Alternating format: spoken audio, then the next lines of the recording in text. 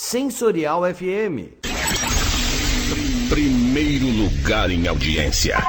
Conquistando você com som e qualidade. Aqui. Sensorial FM. Fique ligado, vem aí a próxima atração.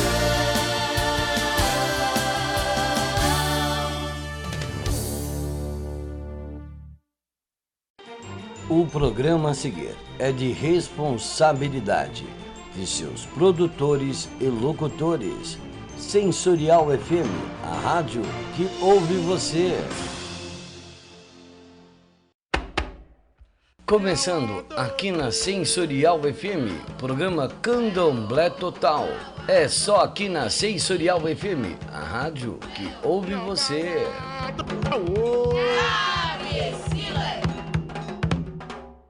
Muito boa tarde, meus amigos da Sensorial FM, aqui Gislaine Vicente com vocês em mais um Candomblé Total.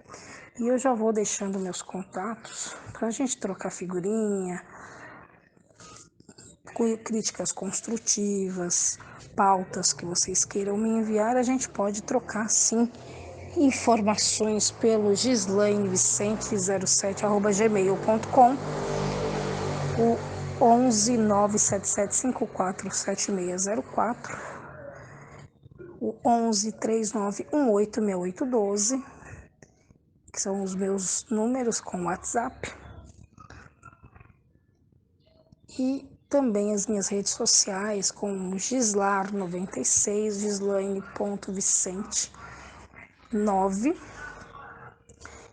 e também meu Messenger através do meu Facebook, Gislaine Araújo, Gislaine Vicente embaixo ou em cima também. Eu tenho 2 páginas aí, nós podemos conversar por vários canais.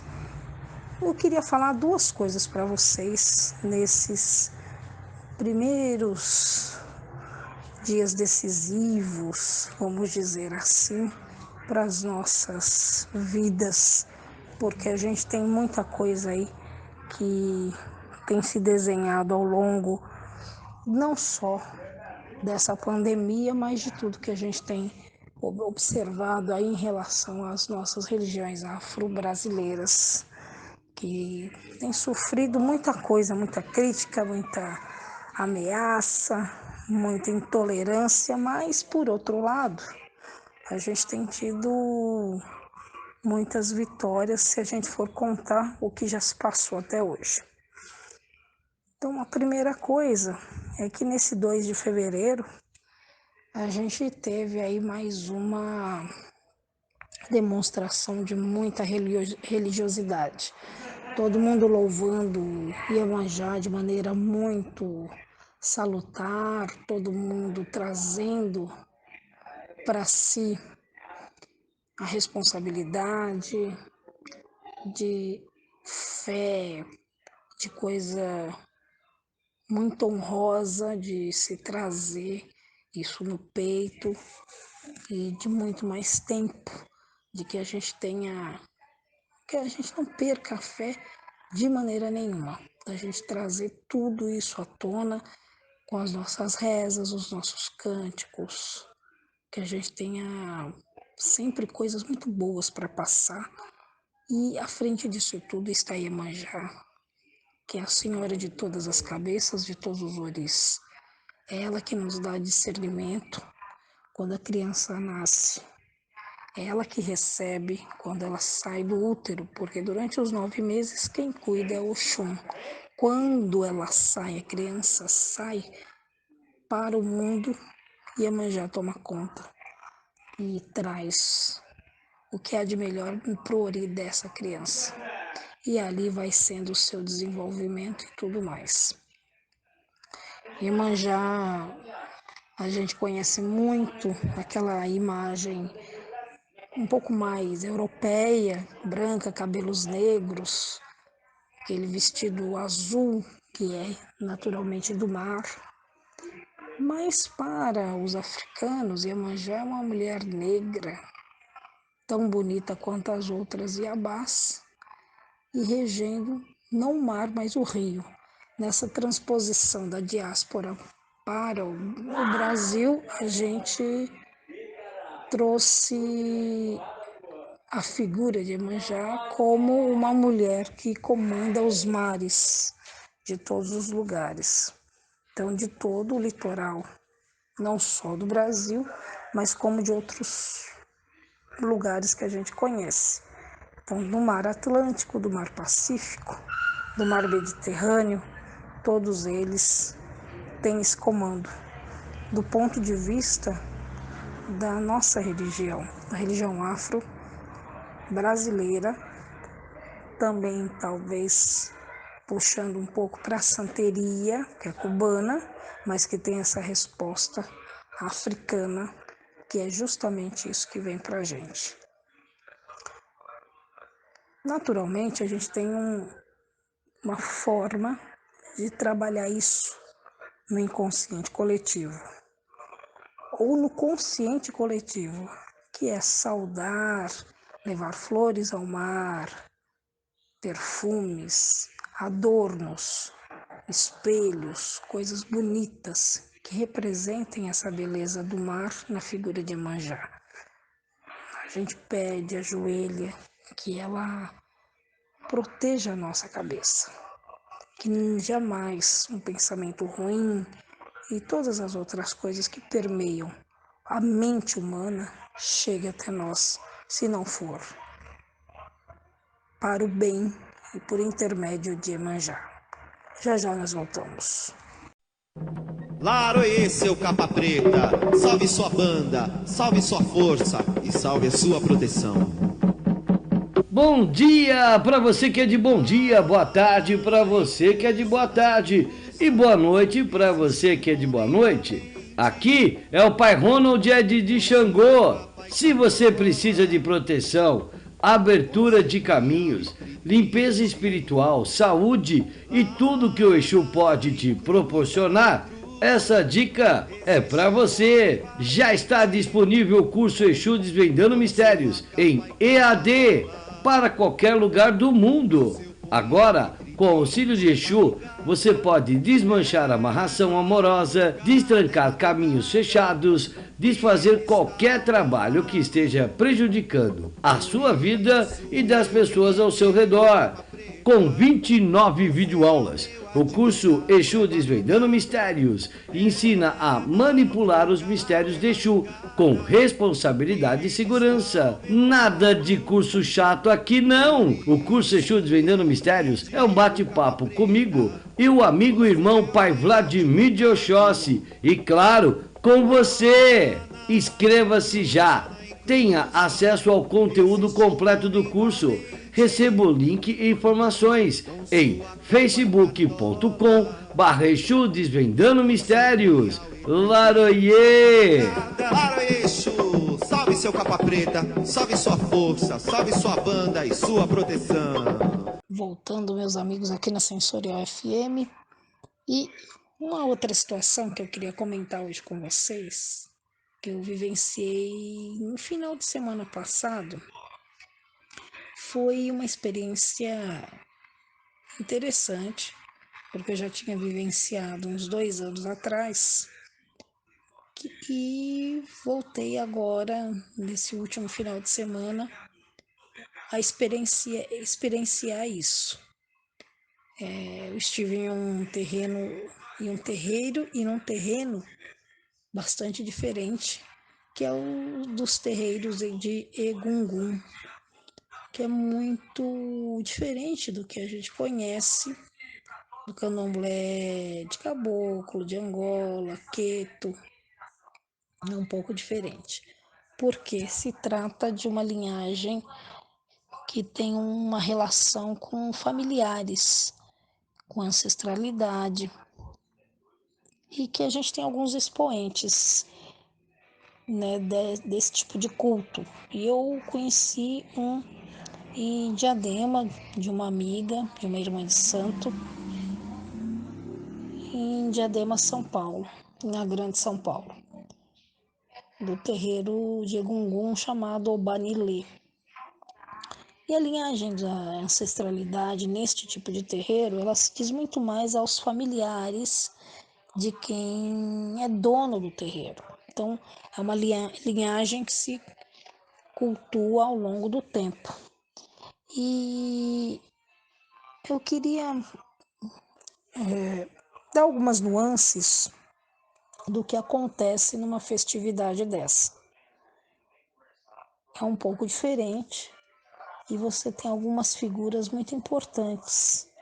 E talvez a mais importante, e são vários que comandam esse culto, que é a da linhagem dos Ogés, que são uma espécie de sacerdotes parecidos com os Ogãs das nações de Queto, Angola, porém eles trabalham com algumas varetas para o controle das entidades que ali estão, que fazem parte da linhagem daquelas famílias, daquela família principalmente que é dona do local.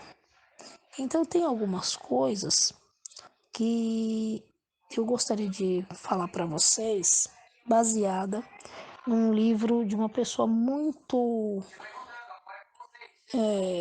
expoente desse tipo de culto, que é o José Santana Sobrinho, já falecido, que escreveu Terreiros Egungun, um culto ancestral afro-brasileiro. E isso ele esmiuça muito grande, de uma forma muito grande, muito ampla, o que se passa nesses locais.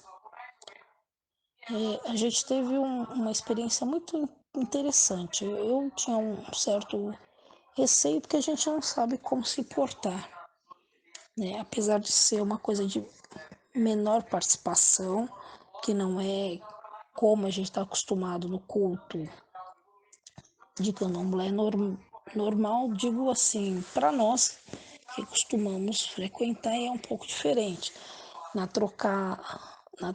Vamos dizer, na troca de roupa, nos cânticos, nas danças, nos rituais. Porém, existe toda uma forma de se trabalhar. E a gente acaba experienciando isso de uma maneira muito interessante. Então, segundo o nosso amigo já falecido, o sobrinho, José Santana Sobrinho, você tem, por exemplo, uma casa muito importante na Bahia chamada Ilhéabolá, que até 79 tinha o comando do Antônio Daniel de Paula, Magé Bajó, filho do senhor Eduardo, que é um babá dessa linhagem, chamado Babá Obá Erim. Nas festas grandes, segundo ele, poucos eram os ogés que tinham acesso ao Ilê Balé, quando os mais velhos, no caso, estavam fazendo obrigações lá dentro. Estavam vivos nesta época os ogés, que são essas espécies de sacerdotes ou ogãs que trabalham com uma espécie de vareta mágica, vamos dizer assim. São uma espécie de Agdavi. E esses permitem que eles controlem as entidades que estão no terreiro, ou seja, os espíritos ancestrais que vêm se comunicar com os mortos, que aliás com os vivos, né, que já se foram, e vêm então nessa linhagem, melhor explicando, são espíritos ancestrais dos mortos da casa, daquela linhagem, daquela família, que vem se comunicar com os vivos, com as pessoas que estão assistindo aquela cerimônia. Mas já nós voltamos com mais detalhes. Canal Sensorial FM Web, o melhor conteúdo para você. Nossos programas em formato em vídeos, entrevistas, bate-papo, participações especiais e muito mais. Se inscreva agora, é gratuito. Canal Sensorial FM Web, o melhor para você. Voltando, meus amigos, aqui na Sensorial FM e falando um pouco hoje dos terreiros de Egungun. Sai um pouco da nossa linhagem, vamos dizer assim, do candomblé que a gente está acostumado, todos nós. Mas a gente falando de Egungun é interessante, vou voltar um pouquinho, da gente colocar todas as localidades que ainda fazem esse culto. É um culto bastante interessante, é interessante da gente abrir um pouco a cabeça para essa diferenciação que a gente encontrou. Então, por exemplo, sobre ainda a pesquisa do sobrinho, de José Sobrinho, José Santana Sobrinho, já em memória, houve uma pesquisa grande para dizer aonde se encontrava esse culto nos século 20 e 21. Em Itaparica, você tem a Baía de Todos os Santos. E aí você vem descendo, são cerca de mais de 10 praias ou de localidades ao longo da ilha. Itaparica, Ponta da Praia, Ponta de Areia, Amoreiras, Manguinhos, Porto dos Santos, Bom Despacho, Gameleira, Mar Grande, Barra do Gil, Barra do Pote, Conceição, Vera Cruz, Barra Grande, Tairu, Berlink, Caixa Prego.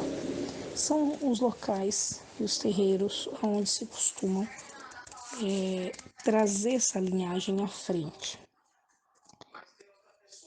E ele tinha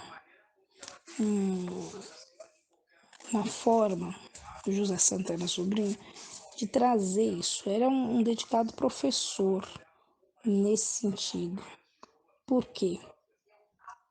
Nascido e criado na ambiência das comunidades afro-brasileiras Jeje, Tapa, Nagô, e depois iniciado no culto aos egunguns, ancestrais masculinos originários de Oió, José Santana Sobrinho trouxe um profundo e importante conhecimento, que faz com que seja respeitado como um sacerdote com as mais respeitadas tradições religiosas.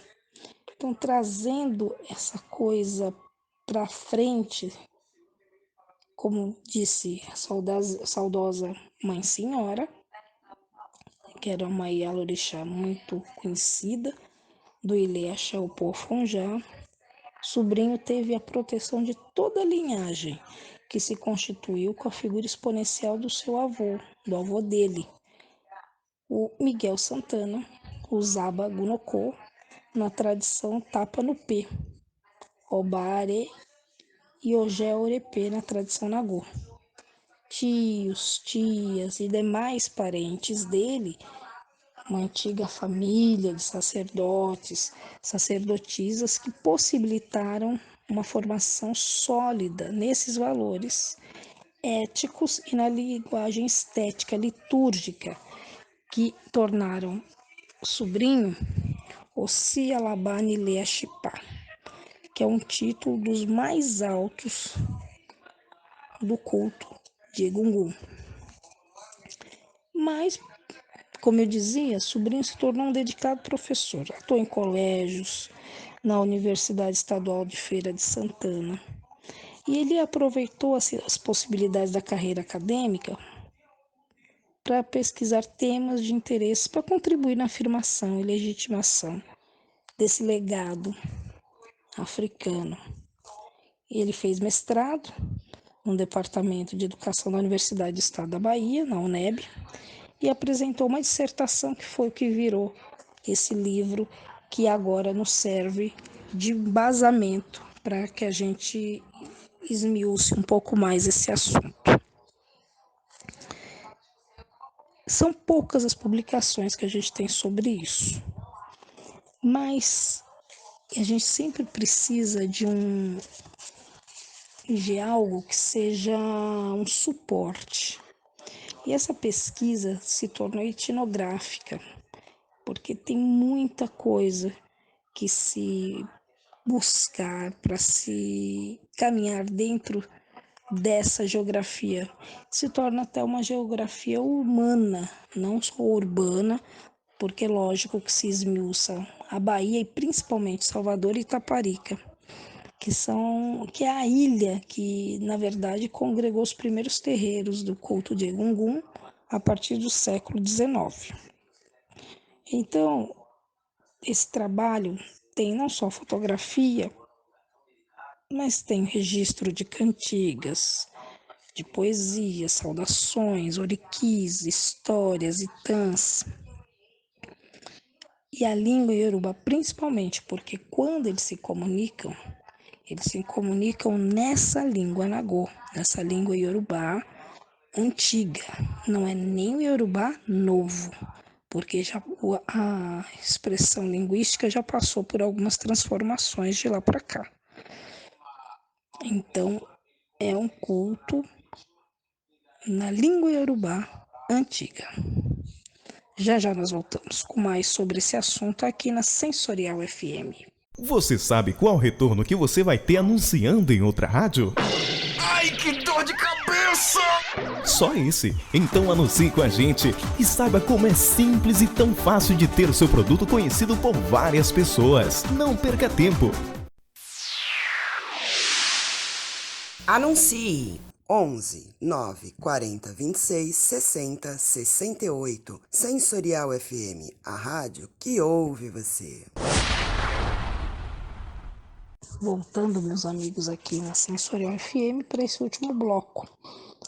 E, lógico, trazendo esses valores que são riquíssimos de preservação, que a gente precisa não só pesquisar, mas trazer à luz da ciência tudo que a gente sabe em torno desse tipo de sociedade que se teve no culto aos ancestrais, que são os masculinos, os Egungun, que são muito interessantes do ponto de vista porque são muito diferentes do que a gente conhece, não é verdade?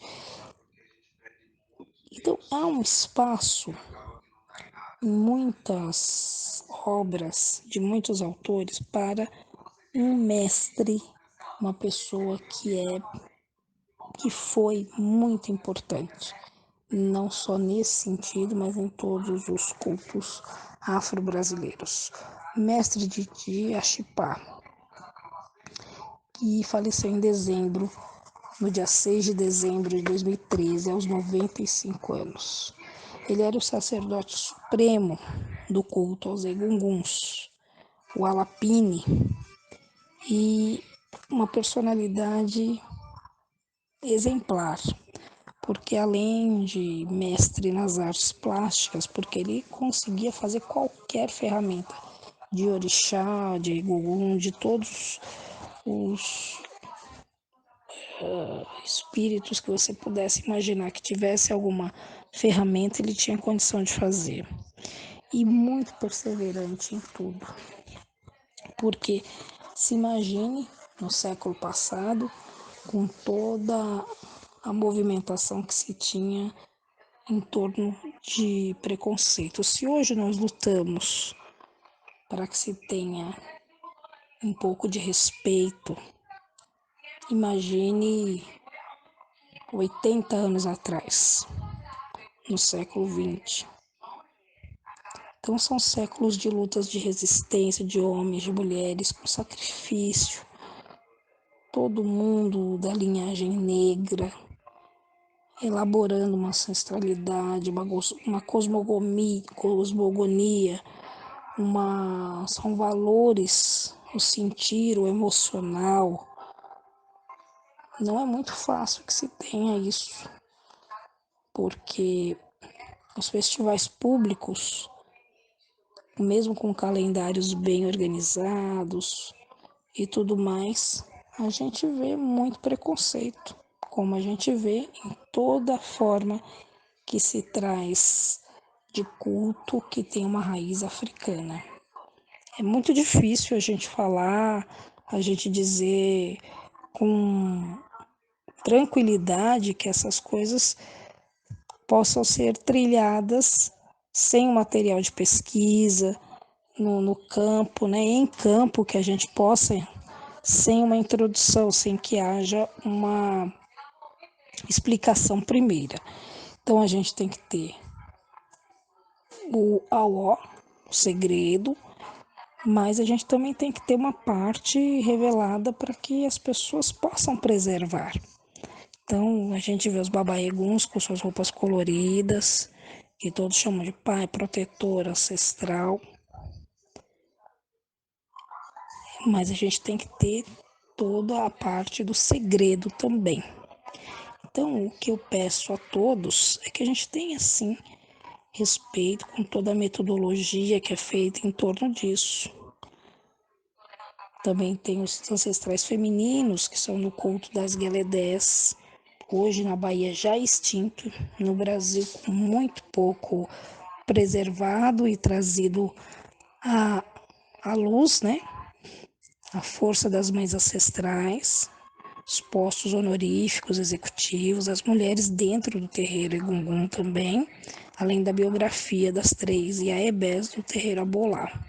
Então, tem muita coisa ainda por se estudar, são só alguns exemplos, mas a ancestralidade da nação Tapa-no-Pé é muito importante para o que a gente conhece hoje como culto, ancestralidade, e que a gente tem isso correndo na veia. Então vamos preservar, vamos conhecer e pesquisar, trazer para as pessoas mais conhecimento. É isso que eu peço. E vou aqui me despedindo, agradecendo muito a todos vocês. Uma boa semana e até a próxima. Em casa, no trabalho, todo mundo tá ligado. Sensorial FM.